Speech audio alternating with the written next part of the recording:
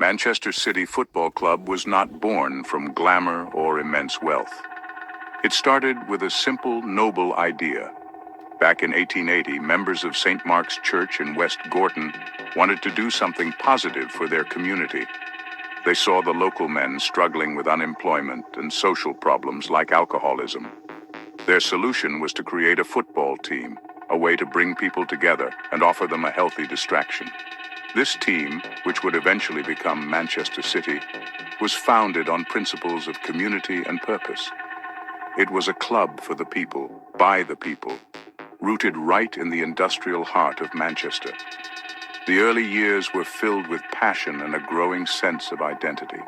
The club moved to a new ground at Hyde Road and officially became Manchester City in 1894. This change marked a new ambition, a desire to represent the entire city with pride. Fans were drawn to the team's fighting spirit. They were not the biggest club, nor the most successful in those days, but they were our club. Every match was a testament to the hard work and determination that defined the people of Manchester. The sky blue shirts became a symbol of hope and belonging for thousands of working-class families across the city. One of the most cherished moments from our early history came in the 1934 FA Cup final. We were playing against Portsmouth at Wembley, and the legendary goalkeeper Frank Swift was in goal for us. He was a giant of a man, a local lad who embodied everything City stood for. In the final moments of the game, with City leading 2-1, Swift made a crucial save and then fainted from the sheer emotion and pressure of the occasion. It was a story that became folklore, a moment of pure, unscripted drama that showed just how much it meant to play for and support Manchester City. That victory was for every fan who had stood by the team through thick and thin. That spirit carried the club for decades. We had our ups and downs, of course. We won the league in 1937, only to be relegated the very next season. A classic example of what we lovingly called typical City. But the support never wavered. The fans understood that supporting City wasn't about glory hunting. It was about loyalty. It was about sharing a journey with your neighbors, your family, and your friends. The club was woven into the fabric of daily life in Manchester, a constant presence through good times and bad, always promising that one day our time would come again. For many long years, Manchester City fans became experts in hope and resilience. We watched our noisy neighbors enjoy incredible success while we often struggled. We even dropped down to the third tier of English football in 1998, a dark time for the club. But even then, the fans turned up in huge numbers, singing their hearts out and proving that their love for the club was unconditional. This period, though difficult, forged an unbreakable bond between the supporters and the team. We knew we were part of something special, a family that stayed together no matter what. It was this unwavering loyalty that laid the foundation for what was to come. Then, in 2008, everything changed forever. The club was bought by Sheikh Mansour bin Zayed Al Nahyan and the Abu Dhabi United Group. This was not just a takeover, it was the beginning of a revolution. The new owners arrived with a clear vision to build Manchester City into one of the best football clubs in the world. They promised investment not just in star players, but in the club's infrastructure, its youth academy, and crucially, in the local community of East Manchester. For fans who had dreamed of success for so long, it honestly felt like the sun was finally rising over our side of the city. The transformation was swift and breathtaking. World-class players began to arrive, joining the loyal core of the team.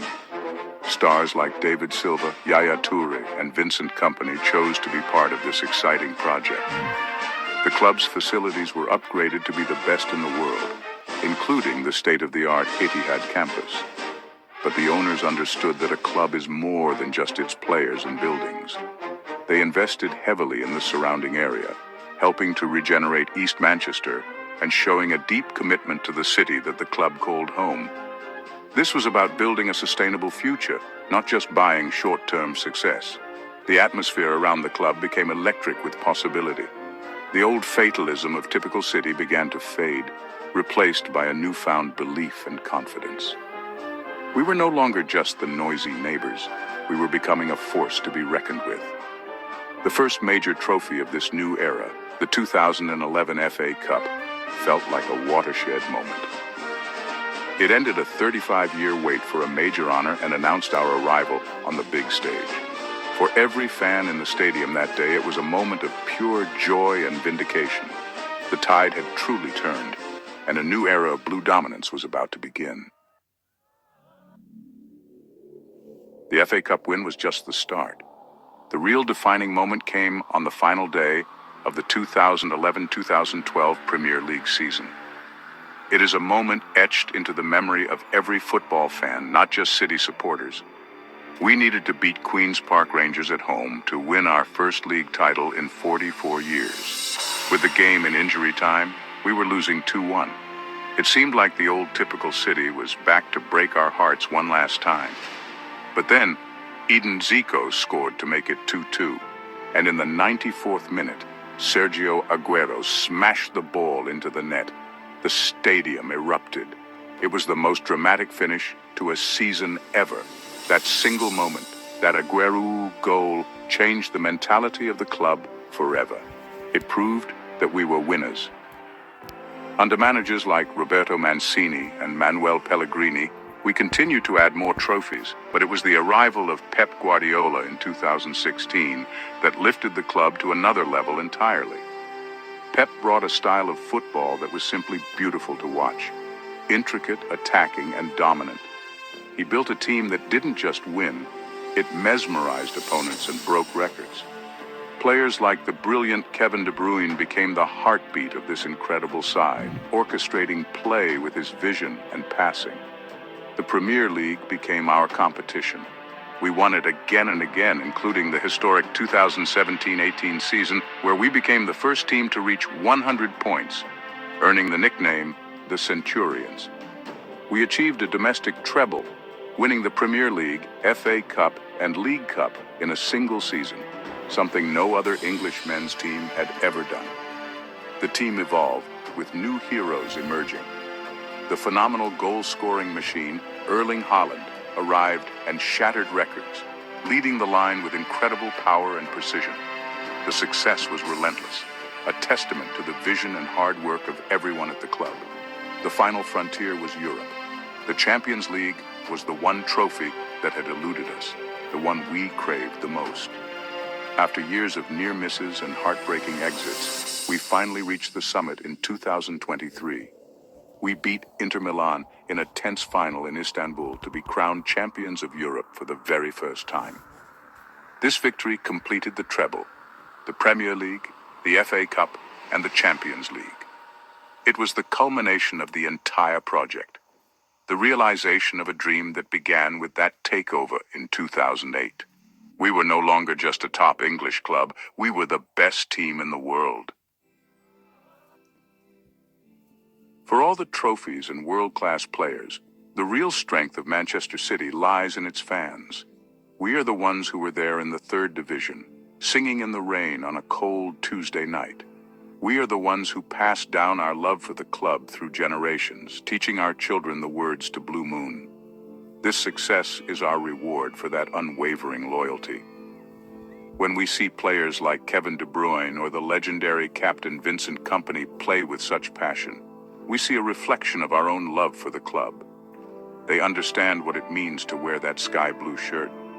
The club's connection to its city runs deeper than football. The investment from the owners has transformed East Manchester, creating jobs, homes, and world-class community facilities right next to the stadium. The club's charity, City in the Community, does incredible work across Manchester, using the power of football to help people's lives. This is what makes Manchester City so special. It is a club that remembers where it came from, a club that is committed to giving back to the community that gave it life all those years ago in a church in West Gorton. Manchester City has changed the face of modern football. The club has shown that with a clear vision, smart investment, and a commitment to beautiful attacking play, it is possible to build a true global powerhouse. We have set new standards on and off the pitch, creating a model for others to follow. The journey from a community team to the champions of Europe is one of the greatest stories in sport. It is a story of ambition, resilience, and the belief that anything is possible. It gives hope to other clubs and fans that their day in the sun might also come. Ultimately, Manchester City is more than just a football club. It is a symbol of the city itself, innovative, resilient, and proud. It represents the transformation of Manchester in the 21st century.